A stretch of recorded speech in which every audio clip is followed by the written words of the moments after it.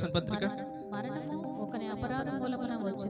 ఆదాము చేసిన పాపం వలన, అవిధేయత వలన, అపరాధం వలన మరణము ఏ విధముగా ఈ భూమి మీదకి వచ్చి ఉన్నదో ఆ ఒక్కని ద్వారానే ఏం చేసిందంటే ఈ భూమి మీద మరణం అనేది ఏం చేసిందంటమ్మా? ఎంత భయంకరంగా చేసింది.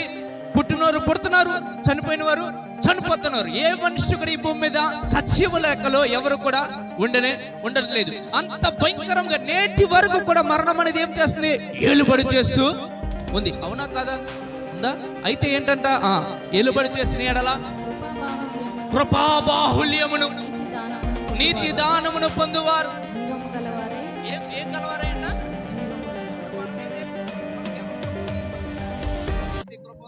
అవునా కాదా? ఉందా? ఇప్పుడు దేవుని కృపావరము ఏంటంట చెప్పక, నీతి దానమును పొందువారు ఏం గలవారే? జీవము గలవారే మరి నిశ్చయముగా యేసుక్రీస్తును ఒకని ద్వారానే ఏలుదురు.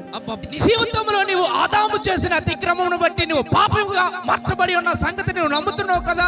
పాపం వల్ల వచ్చి జీతం మరణం అని నువ్వు ఖచ్చితంగా నమ్ముతున్నావు కదా. అయితే ఈ పాపం వల్ల వచ్చి జీతం అనే మరణము నుండి, ఆ బంధకముల నుంచి, ఆ పాపముల నిమిత్తము నీవు రెండింతలుగా చెల్లించబడిన తర్వాత నీ జీవితంలోనికి దేవుడు చెప్తున్న మాట ఏమిటంటే, నేను ఇచ్చిన కృపాదానము వలన, నీతి దానము వలన నీ జీవితంలోనికి నేనేమిచ్చాను తెలుసా? జీవమునిచ్చాను. ఈ జీవము చేత నువ్వు ఏం చేయాలంటే లోకమంతా మరణం ఏలుబడిచేస్తుంది నీ ద్వారా. అనగా యేసు క్రీస్తును నమ్ముకున్న వారి ద్వారా ఈ భూమి మీద ఏం చూపించాలో తెలుసా? జీవమును చూపించంట. ఆ జీవము చేత నువ్వు ఏలుబడి చేయాలంట. ఏమండి? జీవము ఏలుబడి చేయాలి. మరణం ఏలుబడి చేస్తే ఎవడు ఆధీనంలో ఉన్నట్టు? ఇప్పుడు దొంగతనమునకు, నాశనమునకు, హత్య చేయడానికి వచ్చి ఏం చేసుకుని పోతున్నాడు? మనల్ని చంపుకుని పోతున్నాడు. కానీ యేసుక్రీస్తు ప్రభు వారు ఏమొచ్చి ఇచ్చాడు? జీవమును. అది కూడా ఎలా ఇచ్చాడు అన్నాడు? దేవుడు నీకు ఇచ్చిన జీవం ఎలాంటిదంటే ఏదో 60 సంవత్సరములకి, 70 సంవత్సరములకు, లేదంటే 80 సంవత్సరములకు, లేదంటే 100 సంవత్సరములకు సరిపోయినది కాదంట. ఇది ఎలాంటిదంట? సమృద్ధి కలిగిన, ఎప్పటి వరకు? నిత్య జీవంలోనికి. అనగా యేసుక్రీస్తు ప్రభువారు ఈ భూమి మీదకి వచ్చు వరకు కూడా జీవించగలిగిన జీవమే సమృద్ధి కలిగిన జీవము. చదవక.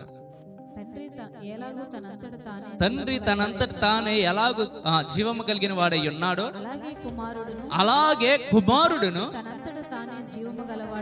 ఇప్పుడు యేసుక్రీస్తు కూడా ఎలా ఉన్నాడంట? తండ్రికి జీవం ఉన్నది. ఆ జీవమును చంపడానికి ఎవరికైనా అవకాశం ఉందా? లైక్ ఈ భూమి మీద ఉన్న దురాత్మ శక్తులు అన్ని కూడా వెళ్ళిపోయి తండ్రి తలకి పేగ పట్టేసుకొని అనుకుందాం, చచ్చిపోతాడైనా.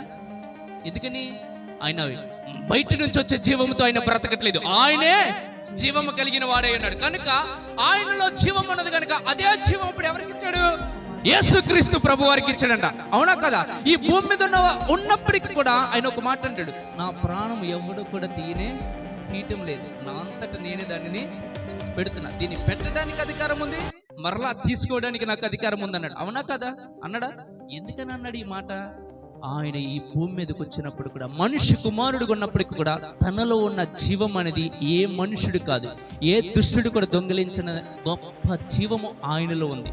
హల్లెలూయా, హల్లెలూయా. ఇప్పుడు ఎందుకోసం ఈ మాట చెప్పానంటే, తండ్రి తనంతట తానే జీవము కలిగిన వాడికి ఏ విధముగా అవుతున్నాడో, ఇప్పుడు కుమారుడు ఏ విధముగా అయితే జీవము కలిగిన వాడిగా ఉన్నాడో, అదే జీవము ఇప్పుడు యేసు క్రీస్తు నందు ముద్రింపబడిన వారు, అనగా యేసు క్రీస్తుని సొంత రక్షకుడిగా అంగీకరించిన వానికి కూడా ఏమొచ్చింది? ఇప్పుడు వారసత్వం బట్టి అదే జీవం వచ్చింది ఇప్పుడు.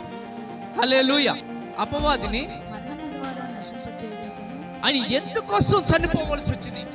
ఆయన జీవము కలిగిన దేవుడు అయి ఉన్నప్పటికీ కూడా, సర్వ సమృద్ధి కలిగిన జీవము కలిగిన వాడు అయినప్పటికీ కూడా ఎందుకని చనిపోవలసి వచ్చింది?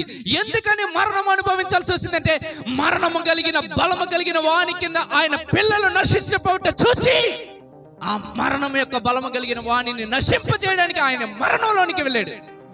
త్వరపడి లోబడుటకు మిమ్మును మీరు దేనికి దాసులుగా అప్పగించుకుందురు? ఏంటంట? అది చావు నిమిత్తమే కానీ, అది పాపమునకే కానీ, నీతి నిమిత్తమే కానీ, విధేయతకే కానీ దేనికి మీరు లోబడతారు? అబ్బా, ఏమవుతారంట మీరు దానికి? ఇప్పుడు మీరు జీవమునకు దాసులుగా ఉండాలనుకున్నారనుకో, మీలో జీవమే పనిచేస్తుంది. మీరు ఒకవేళ మరణమునకు దాసులు అవ్వాలనుకుంటే ఏం పనిచేస్తుందంట? మరణమే పనిచేస్తుంది. అంటే ఎవరు మార్చబడాలి? దేవుడు కాదు ఇక్కడ మార్చుకోవాల్సింది. ఎవరు మార్చుకోవాలి? మనం మార్చుకోవాలి. ఏం మార్చుకోవాలి? అయ్యా, నేను జీవము కలిగిన వాడికి జీవించడానికి పిలువబడ్డాను తప్ప మరణానికి అప్పగించుకోవడానికి నేను పిలువబడిన వాడిని. ఆయనతో మంచిగా సహవాసం చేయడానికి మీకు ఏం కావాలి తెలుసా? జీవము కావాలి. ఆ పరలోక రాజ్యము నువ్వు చేర్చబడ్డానికి, అనగా పరలోకమందు ఆయన చిత్తము నెరవేర్చబడుచున్నట్టు ఈ భూమి మీద నెరవేర్చబడడం అంటే అర్థం ఏంటంటే పరలోక రాజ్యములో మరణమే లేదు, జీవము మాత్రమే ఉన్నది. ఆ పరలోక రాజ్యముని ఈ భూమి మీద అనుభవించడం అంటే అర్థం ఏమిటంటే ఆయన పరలోక రాజ్యములో ఏ జీవము చేత జీవిస్తున్నాడు అదే జీవముని ఈ భూమి మీద జీవిస్తున్న వారి పిల్లలందరూ కూడా జీవించడానికి ఆయన అనుగ్రహించమని. మీరు ఇక మీదట జీవమును కోరుకోండి.